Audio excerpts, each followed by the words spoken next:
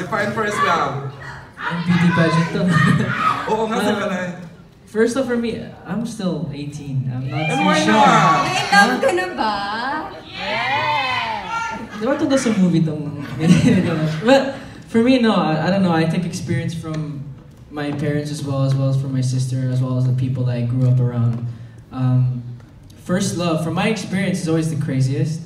It's always the most painful. But it's always the one that you look for again. So, yeah, definition of first love for me is the insanity, I guess. But it's always the more exciting one. So. Grabe no, 2 words lang siya, pero kinikilig tayo pag binabanggit ang first love, ano? Can I just Go say, ahead. Tagalog ng insanity is baliw, diba? Aha. When I interviewed Edward for my article in Star Studio magazine, I asked him to describe someone. Okay. Nakatingin na sa akin si Edward. Baka ma-preempt yung article. Lumabas na siya. It came out na. Yes. Basta he described someone as baliw. Okay. Wait. Nanay ko. Si Albi yata din answer yung first love niya. Who was your... Bumalik kay Albi. Ay, hindi naman tinatanong ko sino yung first love. Hindi naman. Hindi naman, diba? Okay. Baka lang gusto mo sumagot. Okay. Bey! Ay, parang alam kong hindi ko alam tong first love ni Bey. Go ahead, Bey. Hindi, siguro yung first love, pure. Yung hindi ka naghahantay ng kapalit. Magmamahal ka lang. Ganon. Siguro yun, di ba? Kasi pag mga bata tayo, akala natin yun na yung first love. Yung pala, pwedeng nagkakamali ka lang, pwedeng infatuation lang. Yung bang parang kinakabahan ka, tapos pero pagka nagmahal ka kasi, it involves sacrifice, and kahit na, yung parang gusto mo lang maging masaya yung tao na yun. So parang mahirap i-define ng first love, Bey, ano? Kasi hindi mo alam. Well, hindi lang first love. Love talaga mahirap i-define as it is, I think. Wow, so much wisdom na. Kuya, Aga! Define at your age, may napadefine ka ng first love, ano? You know, when we were all younger, we thought the first love was yung una mong minahal. But then, with my experience in this movie, being titled First Love, and then madami akong narinig na definitions about first love, then I realized really, every time you love, since like when I was 14, 15, 16, 17, 18, minsan every month. Iba-iba yan eh. Pero it's like always your first love, really. You know? Parang, and then, I wanted to share this because maganda to. Pasensya na, hindi na sanay sa ilaw na hindi bago lang. When I saw the hashtag ng movie na Live Love Now, that's when I realized that's really first love. Parang every time you love is your first love. Bagong tao, bagong pag-ibig, and then the Live Love Now is really the secret to first love, meaning it's to life. Parang you live now. Love now. Don't love yesterday. Don't love tomorrow. Love now. And it's all about the now. It's all about the moment. So when you're in love, when you want to love now. You want life, live life now. That's first love.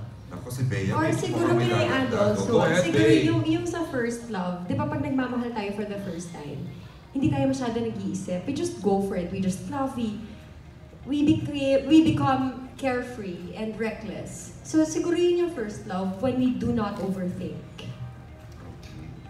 The reason behind the title First Love, at siya rin naman ang director, Direct Paul, define first love. Define first love. Kung ano yung first love, sa pelikula baka makatulong. In the movie, well, like without I said, being yeah, like I said, and it's just to kind of reiterate what has been already said here, is that Nick and Ali are going to experience a lot of firsts together in the film, and love is a part of that. So it's something you need to experience with all of us on October 17th, and it's I really believe it's going to literally speak to your hearts. So. Kuya, may sasabihin. No, just when you thought, like, just when you think na pag nagmahal ka dati parang, oh my God, this is like my first love, and then you fall in love again. First love. And then but it's always like that. You feel it. Parang, this is not one of those. You don't waste your time. Like, you meet someone, man, it's like magic. You fall in love. This is like the first time I'm feeling this. So and first then you meet talaga. another person again. Oh my God, this is I different know. again. Alam mo, totoo yan, no, Bay? Parati naman ganun eh. Tsaka I mean, it's love, you know? It's always a first. Saka naisip ko lang, hindi kaya parang ganun din yung pelikula namin. I'm sure marami nang nagkaroon ng ganitong story na nakita niyo naman sa trailer na meron akong heart disease. I'm sure marami ng pelikula about it, no? But just when you know, when you thought na akala mo, alam mo na yung mangyayari, actually hindi pa. Marami pa there's more to the movie than the trailer. So baka ganun din, it's like the first love. Actually, Baka parang feeling mo, na-experience mo na yung love, pero darating yung tao na magpapa-experience sa'yo what is love talaga and how it feels like to really fall in love. Have you been in love, Bay, syempre? A lot of times. A lot of times. May pinapatanong lang kay Edward kung si Alan T. First love mo raw ba si Maymay? Next question, please. Bakit daw? Bakit mahirap sagutin? My relationship with MAYMAY in any way is something I can't really compare to any other, I don't know, pair I've ever seen before.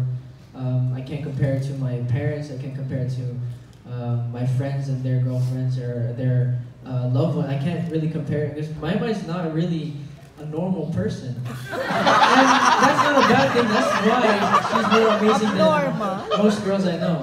Or any girl I know. So it's not a bad thing. That's what makes her amazing. So she's one of the people, I love most of my life. So yeah. So, ikaw, do you consider yourself a normal person? No way. Being normal is the worst part of life. I'm just saying. There's so many people say, I want to be normal. You're weird. No one normal ever achieved something amazing. So by being weird, by being strange and unique. If you walk into a room and you saw MAYMAY and a bunch of other girls, and you saw MAYMAY doing her thing, yung arm niya, ganun. Would you remember her or would you remember the other people? For me, I remember MAYMAY all the way. So, Okay. Paano mo, may label ka raw ba sa kung ano man yung relationship ninyo? Mag-ano ba kayo? soulmates. So, eto na. How is it going solo for this project, and how did MAYMAY support you? So. Well, when I first found out about, I got called by my manager and I said, well, Edward, don't freak out. Sinabi niya, don't freak out, but this is what could happen if you want it.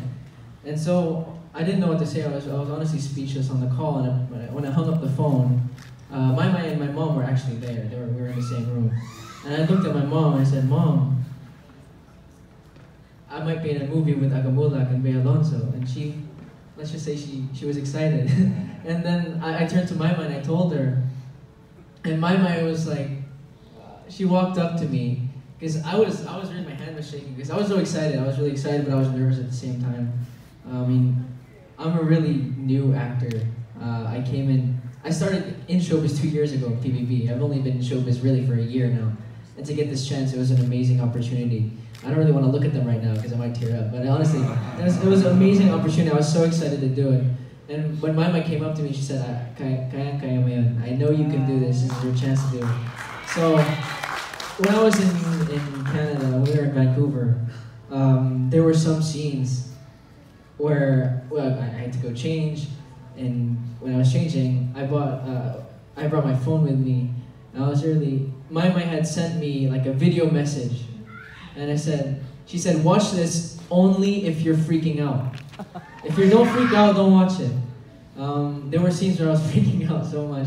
But she was there every step of the way with me, so. All I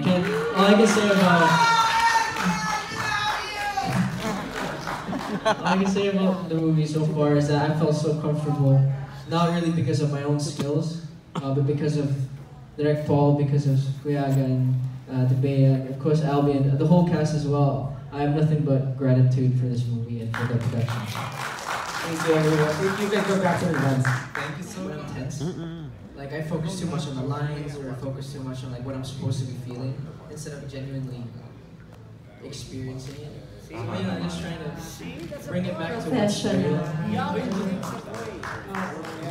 Okay. Sabihin talagang seryoso siya dun sa craft. Nakadikit din ang character ni Edward sa'yo, Bay. Meron kami mga exes. Mga exes. Pero iilan lang, mas silang dalawa ni Ni- Mr. Alo muna. Ni Doc Aga. Of course, we already know